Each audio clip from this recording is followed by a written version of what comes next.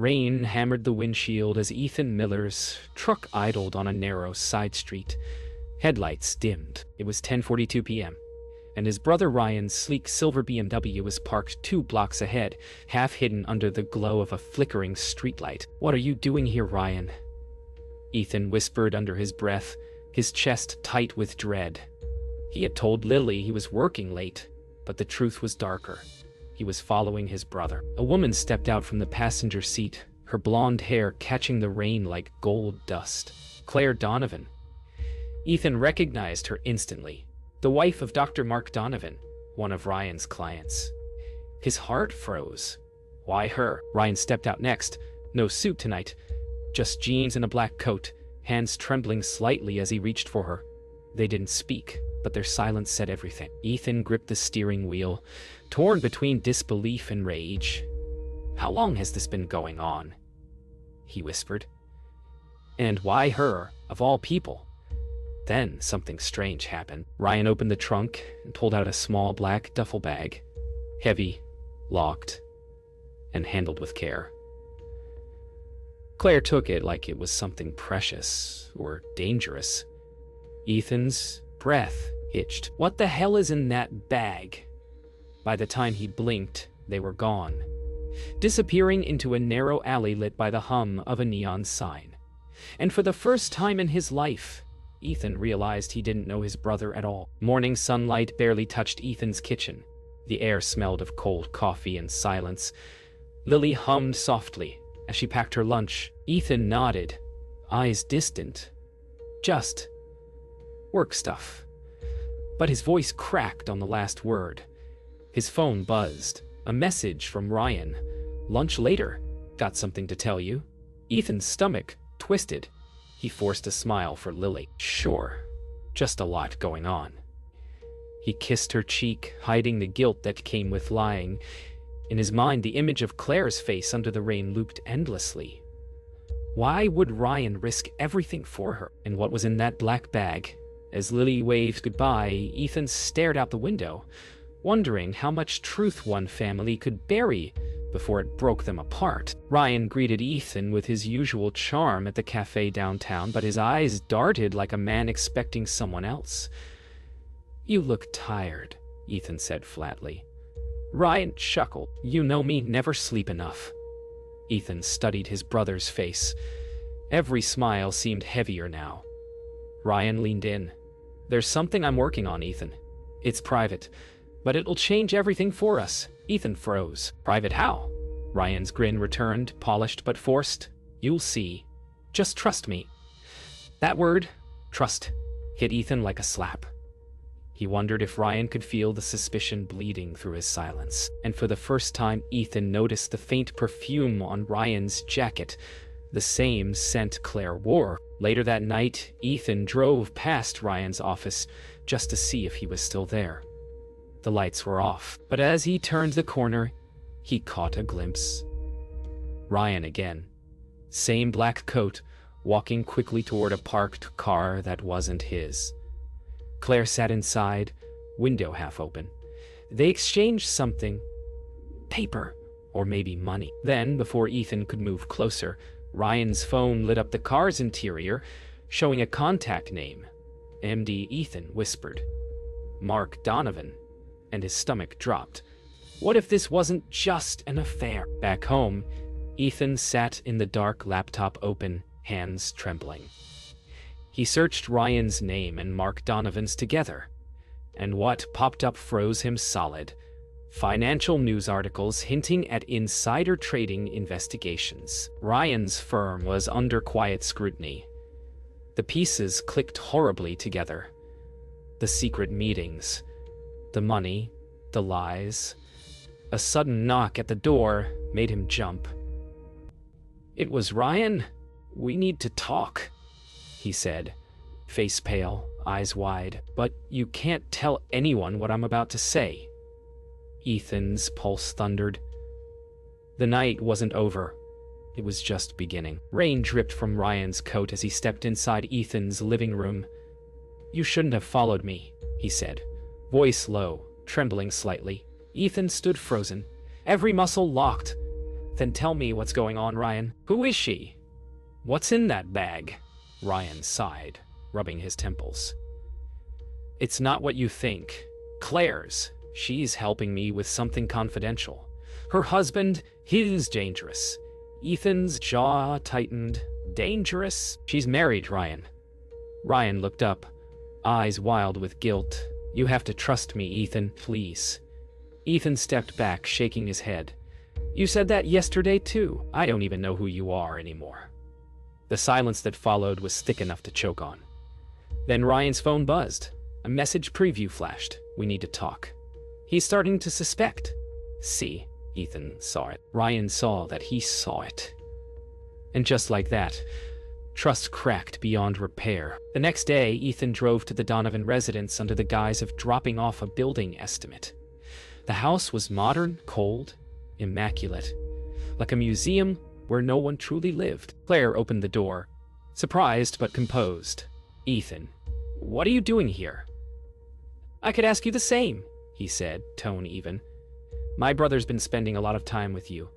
Claire blinked, her smile fading. Ryan shouldn't have involved you. Involved me in what? Ethan asked. She hesitated, glancing back inside before whispering, If Mark finds out, none of us are safe. Then she closed the door quietly, leaving Ethan staring at his reflection in the polished glass, unsure whether he'd just been warned or threatened. That evening, Ethan met Lily at their favorite diner, but his mind was elsewhere. She noticed instantly. You're thinking about your brother again, she said softly. He didn't answer. Ethan, whatever he's into, it's not your fault. He stared at his untouched coffee. You ever think someone you love could be capable of things you can't even imagine?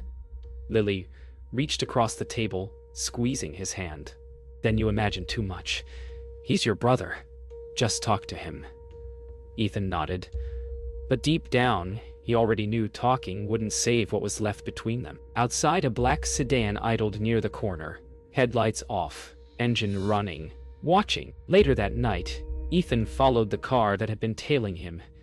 It led him downtown, to a familiar street. The same alley where Ryan had disappeared with Claire. He parked a block away and crept closer, his boots echoing softly on the wet pavement. Through a cracked window of an old brick building, he saw them again. Ryan and Claire, seated close together, voices low, the black duffel bag on the table between them, papers spilled out. Bank statements, photographs, something that looked like an envelope marked with Mark Donovan's name. Ryan's voice carried faintly through the rain. If he finds out, he'll destroy both of us? Ethan's heart pounded. This wasn't an affair. It was something much worse. Ethan returned home, shaken. He couldn't stop hearing Ryan's words. He'll destroy both of us. What did Mark know? As he locked the door behind him, his phone buzzed. Unknown number. A text. You shouldn't have followed them. Stay out of this. He froze, staring at the message. The second text came seconds later.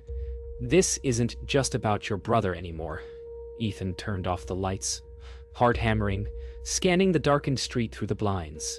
A figure stood near the corner, unmoving, watching. For the first time, Ethan realized this wasn't just a secret life. It was a dangerous one. Ethan stormed into Ryan's office the next morning, anger barely contained. Ryan looked up from his desk, startled. You can't just barge in here, he said, closing a folder too quickly. What are you into, Ryan? Ethan demanded. Because it's not just Claire. I saw the bag, the papers. What's going on? Ryan's face drained of color. You shouldn't have followed me. Then stop giving me reasons to. Ethan's voice cracked. The office went silent except for the hum of the air conditioner. Finally, Ryan stood, running a hand through his hair. You want the truth? I'm in trouble. But not because of her. He pointed toward the door. Because of her husband. Ethan blinked. Mark Donovan? Ryan nodded slowly. He's not who you think he is. Ryan closed the blinds before speaking. Mark Donovan runs a private medical research firm. It's not as clean as it looks. He's been moving money through shell accounts. Millions. I found out while handling his portfolio. Ethan frowned. So you're blackmailing him? Ryan's jaw tightened. No, he's blackmailing me. I tried to report irregularities, and now he's making me the fall guy. Claire's been helping me get proof. Quietly. That's what's in the bag. Ethan stared, disbelief tangled with relief. You expect me to believe that? Ryan met his gaze. Desperate. You've got to, because if Mark finds out you're involved, he won't come after me. He'll come after you. That night, Ethan waited outside Claire's house again. He didn't trust Ryan's story. Not yet. When Claire opened the door and saw him, she didn't look surprised. I knew you'd come, she said quietly. Tell me the truth, Ethan demanded. Is Ryan being blackmailed? Claire hesitated, her eyes flicking toward the hallway. He told you that? Yes, Ethan said. And he said you're helping him. Her lips pressed into a thin line. I tried to help him at first, but it's too late now. Mark found out weeks ago. Ethan's stomach dropped. What do you mean? Claire stepped closer, lowering her voice. Ryan thinks he's saving himself. He doesn't know Mark's already set him up. Ethan followed Claire's lead to a hidden corner of her study. A small locked drawer she opened with trembling hands. Inside were printed emails, photographs, and bank transfers linking Ryan's firm directly to Mark's company. He's been using Ryan to move the money. Every illegal transfer runs through your brother's account. Ethan's breath caught. Ryan said he was being framed. Claire met his gaze. He's not lying, but he's not innocent either. He took money once to pay off his debts. That's how Mark trapped him. Ethan felt his world tilt. His brother wasn't a victim or a villain. He was both. Why are you showing me this? He asked. Because, Claire whispered, someone's going to take the fall. And Mark's already chosen who. Driving home, Ethan's thoughts raced. His brother was tangled in crime, and Claire's warning rang in his ears. Someone's going to take the fall. As he pulled into his driveway, headlights flared in his rearview mirror, the same black sedan from before. His pulse quickened.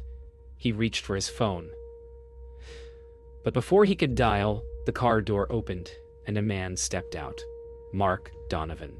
Calm, composed, eyes cold. We need to talk, Ethan, he said, voice smooth as glass. You've been asking the wrong questions.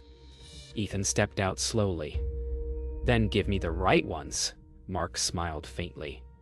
You want the truth? Meet me tomorrow, noon. Don't tell your brother. Then he slipped back into the car and vanished into the night, leaving Ethan staring into the fog, realizing he'd just been invited into the very secret that could destroy them all. Morning came wrapped in fog. Ethan couldn't shake Mark's voice from his head. Meet me tomorrow. Don't tell your brother. But trust was a luxury he no longer had. He drove toward the city, following his gut more than logic. Ryan's address book, left open on the office desk last night, had one odd entry. Unit 9B. Carson Street. It wasn't listed as any clients. When he reached the old apartment building, something felt off. Curtains drawn. No names on buzzers. He picked the lock easily. An old habit from years of construction work. Inside, the air smelled of dust and stale perfume. A photo of Ryan and Claire sat on a side table, and in the corner, the black duffel bag. Unzipped. Half empty. Inside lay stacks of documents, a second cell phone, and a single flash drive labeled M&D Archive, Ethan whispered. What have you done, Ryan? Ethan sat on the couch, flipping through the documents. Bank transfers, shell accounts, offshore wiring instructions signed with Ryan's initials. His pulse thudded in his ears. The burner phone vibrated suddenly. He froze. One message blinked across the cracked screen. Delivery confirmed. Same place. No more delays. Then another. Seconds later. You're late. Raw. Ethan's throat went dry. Someone was expecting Ryan. Someone dangerous. He pocketed the phone and the flash drive, heart pounding. Whatever his brother had been hiding, it wasn't just about Mark or Claire anymore. This was bigger. He heard footsteps in the hallway. A door slammed somewhere above. Then, silence.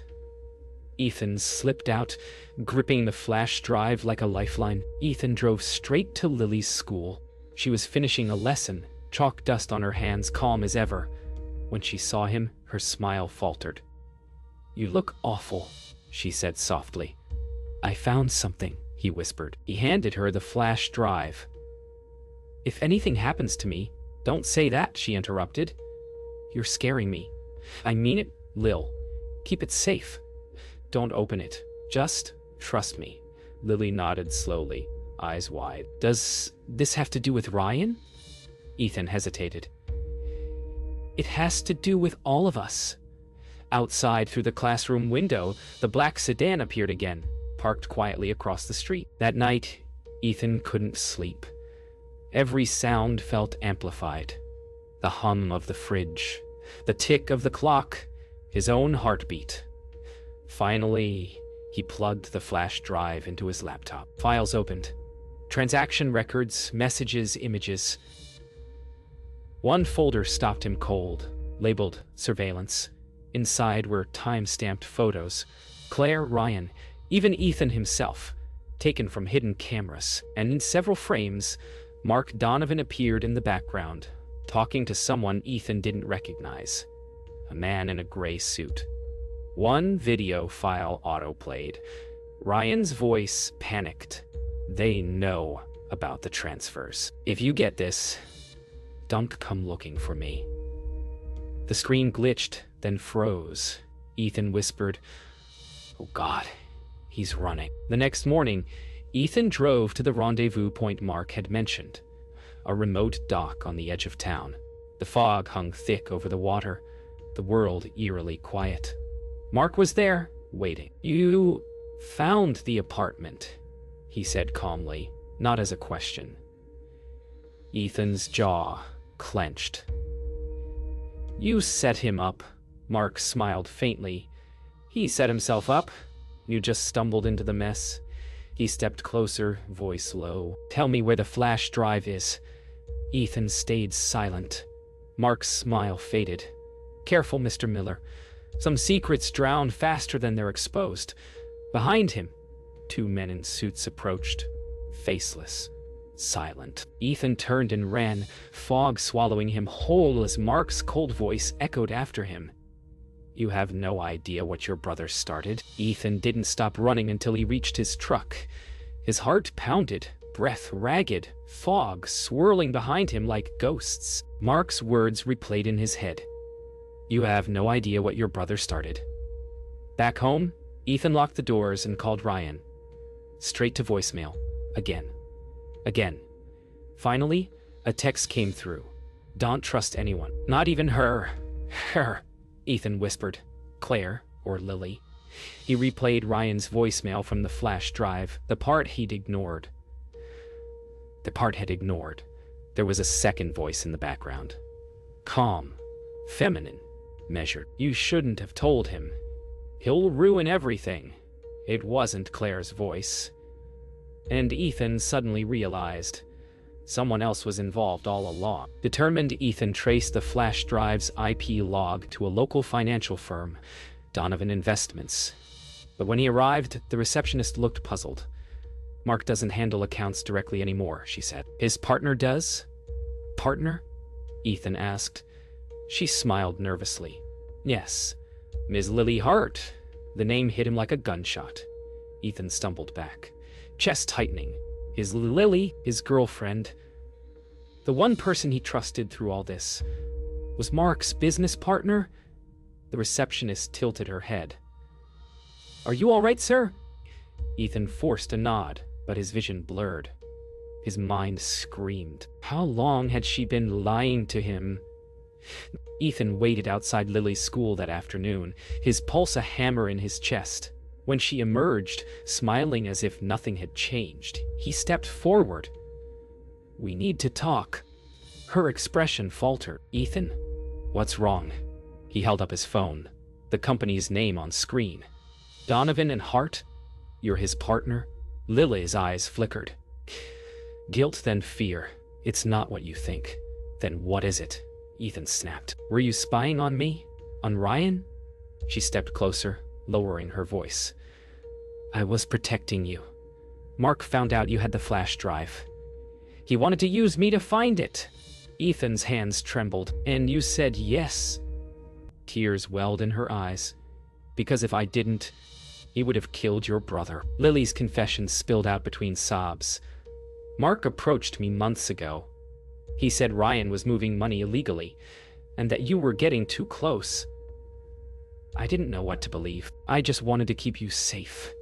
Ethan leaned against the car, the weight of betrayal crushing him. So you lied to me every day. I didn't lie, Lily said softly. I hid the truth.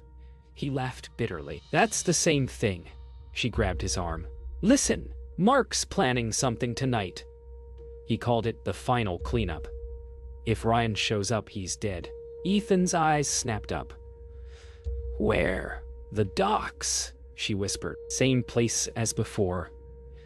And suddenly, Ethan knew he was running out of time. Ethan raced back to the docks. The fog was thicker this time, suffocating, almost alive. Through the mist, he saw movement. Ryan's car. The trunk open. Ryan pacing. Ryan, he shouted. His brother spun around, startled. You shouldn't be here, Ryan hissed. You don't understand what's coming. Ethan approached cautiously. Mark's setting you up. Lily told me everything. Ryan froze. Lily? She's involved. Before Ethan could answer, headlights cut through the fog. Mark's sedan. Two silhouettes stepped out, weapons glinting under the pale light. Ryan's voice cracked. Run! But Ethan didn't move. Not this time. As Mark stepped forward, smiling coldly, Ethan realized the silent partner wasn't Mark. It was the system they'd both been feeding. And there was no easy way out. The fog wrapped around Ethan like a living thing. Mark's men stood motionless behind him, guns low but ready. I told you to stay out of this, Mark said calmly, but I guess loyalty makes fools of all of us. Ryan took a step forward. It's over, Mark. I've got the files. Everything's backed up. Mark's smile didn't fade. No, Ryan, you were the backup. He raised his hand, and one of his men grabbed Ryan, slamming him against the car. Stop! Ethan shouted, lunging forward. But another man blocked him. Mark stepped closer, voice a whisper. You could have walked away, Ethan. You could have pretended your brother was still perfect. Ethan glared at him. He's not perfect. He's mine. And for the first time, Mark looked afraid. The sound of waves crashed against metal pilings as Mark circled Ryan like a predator. You thought you were clever. Moving the money to a hidden account, he said. But your brother here. He's been the key all along, Ethan frowned. What are you talking about? Mark smiled. He used your business, your company's account, to clean the transfers. Didn't he tell you? Ryan's eyes dropped. Ethan, I had no choice. Ethan's voice broke. You used my name, my company. Ryan stepped forward. It was supposed to be temporary. I was going to fix it. Ethan's chest tightened. You didn't just betray me, Ryan. You destroyed me. Mark laughed quietly. Family. Always the easiest to break. Gunfire shattered the quiet. One of Mark's men dropped instantly. A clean shot from the shadows. Everyone froze. Claire stepped out from the mist, pistol trembling in her hands. It's over, Mark. Mark smirked. You came back for him. I came back for the truth, she snapped. Ethan stared in disbelief. Claire, what are you doing? She kept her gun steady. Ryan wasn't the only one he blackmailed. He used me, too. My husband isn't who he says he is. Mark tilted his head. Careful, darling. Claire's eyes filled with tears. Don't call me that. and with a single motion, she turned her aim. Not at Mark, but at Ryan. Not at Mark. "Claire, don't!" Ryan shouted, stepping forward, hands raised. "You lied to me," she cried. "You said we'd both be free." "I was trying to protect you," he pleaded. Mark chuckled darkly, "And look how well that worked out." Ethan moved fast, grabbing Claire's wrist just as she fired. The bullet tore past Ryan's shoulder, grazing him. He cried out, collapsing. Claire dropped the gun, sobbing. Mark used the chaos, lunged for the flash drive in Ryan's pocket. Ethan tackled him to the ground. They struggled in the mud, the drive slipping from their hands and splashing into the water. "Now no one wins," Ethan hissed. Mark's eyes went cold. "You still don't understand." "There's always another copy," police sirens echoed in the distance, faint but growing. Mark looked toward the lights, then at Ethan. "You think they'll believe you?" he sneered. "The files are gone. The only records left tie everything to your brother's name." Ethan turned to Ryan. "Is that true?" Ryan didn't answer. His silence said enough. Mark grinned, blood trickling down his lip. "You're both finished." Ethan stood, breath shaking. "Maybe. But at least it ends tonight." He grabbed Mark by the coat and dragged him toward the edge of the dock just as red and blue lights broke through the fog. Mark looked up at him, smirking. "Even now, you're saving your brother. Why?" Ethan stared down. "Because I still remember who he was." And for the first time, Ryan started to cry. The flashing red and blue lights painted the dock like a nightmare. Officers poured in, shouting commands. Mark tried to run, but slipped on the wet boards, crashing hard. Ethan barely noticed. He was on his knees beside Ryan, pressing his hand against the bleeding shoulder. "Stay with me," Ethan said, voice cracking. Ryan looked up, pale and shaking. "You shouldn't have come." "Stop talking," Ethan ordered, holding tighter. Ryan gave a weak laugh. "Always trying to fix my messes. You never learn." Ethan swallowed hard. "I'm your brother." "That's what I do." As paramedics rushed forward, Ryan's hand found his. "Ethan," he whispered. "There's another drive. Locker 214. Don't let them bury it." His grip loosened. The sirens drowned everything else. The hospital was silent except for the soft hum of machines. Ethan sat outside the ICU, hands clasped, head bowed. Lily entered quietly, her eyes red. "He's alive," she said softly. Ethan looked up. "For how long?" She hesitated. "They don't know." He leaned back, staring at the sterile ceiling lights. "You lied to me, Lily. I know. You worked with them." "I was trying to save you," she said, tears spilling. Ethan shook his head slowly. "You can't save someone by breaking them." She reached for his hand, but he didn't move. The space between them felt heavier than ever. The quiet weight of everything that couldn't be undone. 2 days later, Ethan used Ryan's final clue, Locker 214.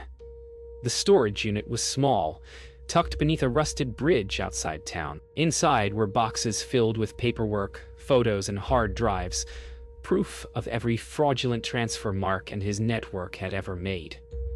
Ethan stared at the evidence, overwhelmed.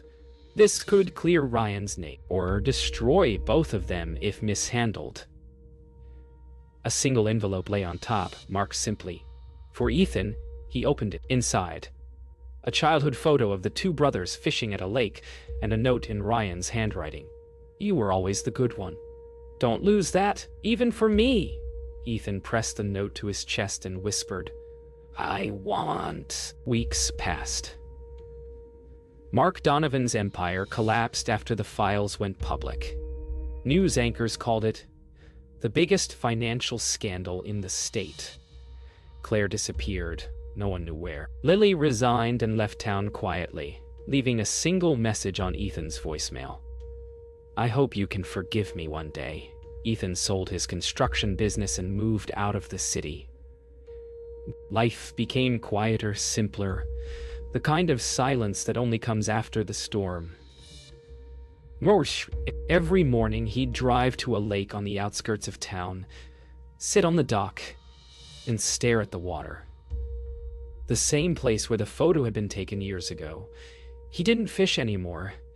He just listened. And sometimes, if the wind was just right, he swore he could still hear Ryan's laugh in the ripples. One final letter arrived weeks later, postmarked before Ryan's arrest. Inside was a short message in his handwriting. "Ethan, I never meant for you to find out this way, but maybe it's better you did. The truth ruins people, but it also sets them free. Don't hate me for both." Ethan folded the letter carefully, slipped it into the same envelope with the photograph, and locked it away. He stood by the lake, wind tugging at his jacket, eyes on the endless water. "How long?" he whispered. "Had we been living two lives under one roof?" The wind carried no answer, only the faint shimmer of sunlight on water. A quiet, cinematic farewell. And as the camera would pull back, one man alone by the lake. The question hung in the air like an echo. Can you ever truly know the people you love?